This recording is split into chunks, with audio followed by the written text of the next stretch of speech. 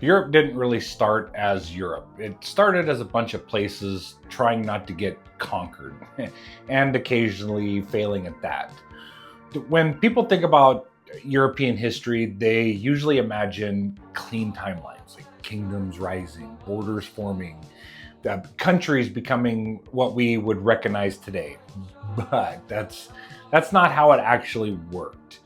Europe is less like a straight line and more like a crowded room where everybody keeps rearranging the furniture while still arguing about who owns the house. After the Roman Empire collapsed, there wasn't a clear replacement. No single power stepped in and said, "Okay, I got this." Instead, the local rulers they filled the gaps. The kings, nobles, warlords, depending on where you were standing and who you asked. And that's where feudalism came from. Not because somebody thought it was a brilliant system, but because it was practical. If you couldn't rely on a massive empire for protection, you relied on whoever lived nearby with enough soldiers to keep things stable. So Europe became fragmented, small territories, local loyalties, and constant tension. And that fragmentation never really disappeared. It just kind of evolved. So like take Germany for example. For centuries, Germany wasn't one country. It was hundreds of smaller city-states loosely tied together under the Holy Roman Empire, which, despite the name, was neither fully Holy Roman nor a traditional empire. It was complicated, and that complexity forced a culture of systems and organization. When you're surrounded by neighbors who could become enemies tomorrow, structure tends to become survival. Then you look at like France. France moved in almost the opposite direction. So instead of fragmenting into a million pieces, it leaned toward centralization. Power pulled inward. A strong monarchy, a centralized identity, a focus on stability through authority. Not because people loved absolute power, but because chaos had a habit of showing up whenever leadership weakened.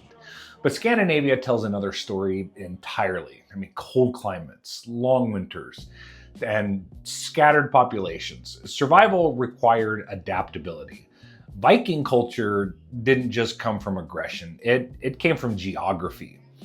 When land doesn't easily support large populations, people move. They explore, they trade, and yeah, sometimes they raid. But beneath the mythology was a practical response to their environment. And then there's Poland. Poland is one of the most fascinating examples of what a nation actually is, because Poland disappeared from maps for over a century. It was partitioned between larger powers. No sovereign state at all, nothing. No official borders. They had nothing. And yet, the culture, the language, the identity never fully vanished, which tells you something really, really important. A country isn't just lines on a map. It's actually people who refuse to forget who they are. Italy carries a different kind of weight.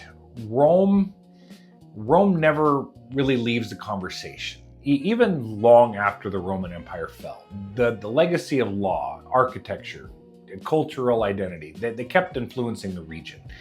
Italy became a collection of city-states, like rivalries and shifting alliances, all living in the shadow of a past that was almost too big to escape. But here's what connects all of this. European history, it's not neat.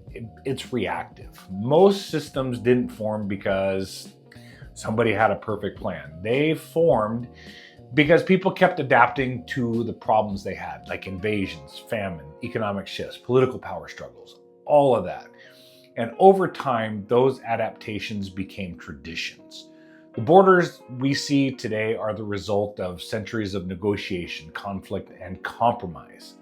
Not destiny, not inevitability, just a long series of decisions made by people trying to hold things together long enough to survive.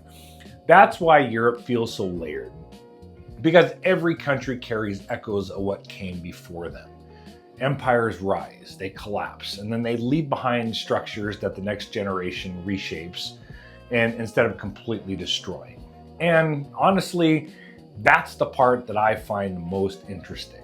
Not the dramatic battles or the famous rulers, but the quiet systems underneath everything. The way geography influences culture, the way survival will shape politics.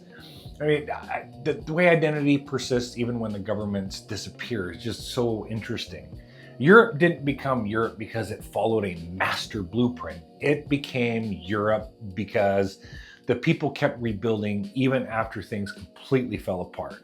And if there's one thing history shows over and over and over, it's that stability is not permanent, but neither is collapse.